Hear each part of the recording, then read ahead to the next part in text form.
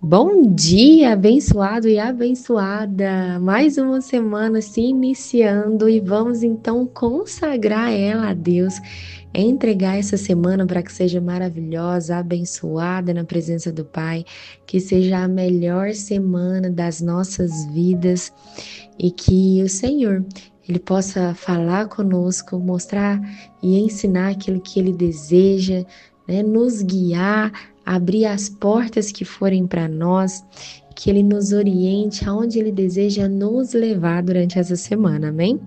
Então, vamos ler, né, aquilo que o Senhor deseja nos entregar, que o Senhor possa falar conosco nessa segunda-feira. Então, já pegue seu café, pegue sua Bíblia, sente à mesa e vamos chamar o Senhor para estar aqui conosco nesse tempo.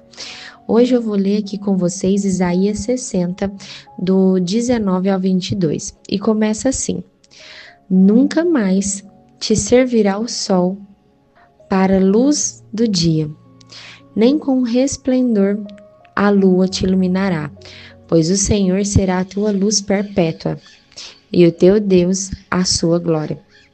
Nunca mais se porá o seu sol, nem a sua lua minguará. O Senhor será a tua luz perpétua e todos os dias de teu luto findarão. Então todo o seu povo será justo e para sempre herdará a terra. Eles serão renovados por mim, plantados, obra das minhas mãos, para que eu seja glorificado. O menor virá a ser 1000, e o mínimo uma poderosa nação. Eu sou o Senhor, a seu tempo farei isso prontamente. Amém? Então vamos lá. Esse texto, né, de Isaías, esse trecho em específico, ele está falando, né, ele está descrevendo o final de um povo de fato que foi restaurado. Então aqui não era o começo, né, mas era um estabelecimento desse povo, né, como se o Senhor estivesse falando: agora eu estou com vocês, independente de qualquer coisa, não se preocupe mais com o que está, né, externamente. Então, no primeiro versículo que a gente fala sobre o sol e a lua, não vai mais nos iluminar, mas quem vai nos iluminar, a nossa luz, será o Senhor, e é uma luz perpétua, uma luz que não acaba, que não tem fim. Aqui é como se esses elementos, eles representam a natureza, né? Eles são fonte natural de luz aqui para nós, mas Cristo é quem traz a luz. Então é como se ele fosse o Criador quem traz a luz, e as coisas são as criações, né? O sol, a lua são as criações de Cristo, mas que a realidade é que quem brilha sempre, quem perpetua em nossa vida é Cristo, que a gente não precisa, né, daquilo que é externo. Então, é isso que ele está trazendo. Vocês não precisam mais daquilo que é externo na vida de vocês. Vocês precisam de mim. Então, quando a gente fala sobre maturidade, é quando a sua vida ela não depende mais das circunstâncias que você vivencia, ou das pessoas que estão à sua volta, ou em busca, né, de validação o tempo todo. É isso que esse texto traz para mim. Claro que possam haver outras percepções, mas nesse momento e nesse contexto que eu trouxe aqui para vocês, eu vejo exatamente isso. A gente não precisa daquilo que é externo. A gente precisa da luz que perpetua em nossa vida todos os dias, que é a presença contínua de Deus, e é dele que nós precisamos depender, porque se o sol e a lua, eles são fonte de luz para nós precisamos, é como se o nosso corpo, ele já precisa disso, nós precisamos dessa fonte de energia, essa fonte de luz para nós, porém, até mais que isso, nós precisamos depender da presença de Deus. No versículo 20 fala a mesma coisa. Ele só muda o contexto, né? Mas ele fala: nunca mais se porá o teu sol, porque o Senhor será a sua luz eterna. Então, o sol que se põe, né? Ele fala sobre alguns ciclos, né, de perda, de transição, de interrupção. Por quê? Porque o sol se põe e logo vem a lua. Então, um tempo de instabilidade. E Deus, na realidade, em nossa vida, Ele não promete que nossa vida vai ser instável, que nós só teremos, né, perdas, que a nossa vida será sempre difícil, né? A realidade é que o sol se pondo aqui, ele fala, minha filha, eu te prometi constância. Eu estarei com você a todo tempo. Eu sou a sua luz eterna. Então, é basicamente a mesma coisa do versículo anterior. E aí, o que que a gente precisa compreender, né? Que quem vive na luz do Senhor, de fato, não vive mais altos do que baixos ou mais baixos do que altos emocionais espirituais. A gente tem uma constância, né, em Cristo.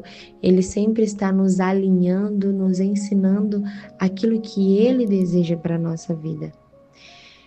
E aí a gente entra no versículo 21 e ele fala: o seu povo, todos eles serão justos, para sempre herdarão a terra. A gente precisa entender que justiça é como se fosse um alinhamento para o Senhor. E herdar fala sobre governo, fala sobre permanecer em Cristo. Deus, ele não entrega território para mim e para você se nós não sustentamos o nosso caráter. Porque a promessa ela vai sempre permanecer, ela é uma herança para mim e para você. Mas a realidade é que nós só vai ser entregue território para nós a partir do momento que nós carregarmos o caráter de Cristo, a partir do momento que a gente estiver amadurecido e preparado para receber aquilo. E aí a gente chega no último versículo que fala, né? O menor será a ser mil. Sabe o que que eu lembro muito quando eu falo sobre o menor? Se a gente for reparar, todos os grandes homens da Bíblia, eles começam pequeno. Davi começou pequeno. Moisés começou pequeno. Se a gente for parar, né, Josué começou pequeno. E dentro disso, a gente precisa compreender que eles podem ter começado pequenos, mas no reino eles se tornaram grandes. O Senhor foi capacitando, o Senhor foi amadurecendo, o Senhor foi alinhando, o Senhor foi trabalhando o caráter de cada um deles. E quando a gente fala sobre isso, é um crescimento, é um processo, ele é consistente. Não é um tempo de, nossa, aceleração, e é isso, pronto, acabou. Não, é um tempo, é um processo, é um amadurecimento. O amadurecimento, ele não vem da noite para o dia na nossa vida. E aí o Senhor fala, eu sou o Senhor, eu sou o seu Senhor, a seu tempo farei isso prontamente. Ele vai fazer no tempo certo e na hora certa, não é na minha hora, não é na sua hora, é na hora dele. Cristo, ele não está querendo fazer a minha vontade ou a sua vontade no meu tempo e no seu tempo. A realidade é que ele tem o tempo certo na hora certa. E é no tempo que o nosso caráter está alinhado com o dele. É o tempo que nós temos maturidade espiritual. É o tempo que, quando as situações acontecerem, a gente vai estar firmada em Cristo e nós não vamos duvidar, porque quem é a luz da nossa vida, que perpetua em nós, é Cristo. Então, aqui ele está nos ensinando que nós precisamos de dependência nele. A gente precisa ter constância nele. O Senhor, ele fala, olha, eu te tiro de onde você é, do pequeno, e eu te torno grande. Mas todo início, tudo na vida tem um começo. E o começo, ele é pequeno. Mas é um começo que eu te pego puro, eu te pego sem entendimento, eu te pego sem crenças que te limitam, para formar o seu caráter, para na hora que você estiver amadurecido, você pode cumprir o seu chamado, você pode cumprir o seu ID aqui na Terra. Então, que a gente possa compreender esse texto, Sabe por quê? Porque ele fala com quem já passou pelo processo, com quem já foi tratado, curado, quebrado muitas vezes. E agora o Senhor está estabelecendo esse tempo. Estabelecendo esse tempo. É como se o Senhor estivesse falando assim: eu vou te fazer firme. É um estabelecimento, eu vou te trazer firmeza. Porque é essa firmeza na nossa vida, é esse caráter, é a gente entender a luz perpétua que nós carregamos, é a gente entender que nós saímos de pequeno para caminhar com Cristo, é a gente compreender que é a firmeza em Cristo que sustenta o nosso crescimento. Ingrid, o que é crescimento? Crescimento para muitos pode ser visível, mas a realidade é o crescimento em Cristo. É o amadurecimento em Cristo. E sim, o Senhor pode levantar você para se tornar uma pessoa influente e referência para outras. Sim, mas o seu firmamento, ele vem antes do seu crescimento. Então que hoje você possa colocar de fato o joelho no chão e pedir para o Senhor para que Ele demonstre, não que Ele demonstre, mas para que Ele te faça crer verdadeiramente que é a luz dele que perpetua sobre você, que é Ele que faz todas as coisas acontecerem, que é no tempo certo e na hora certa, e que Ele possa te fazer descansar nele, mas também ser firmada nele.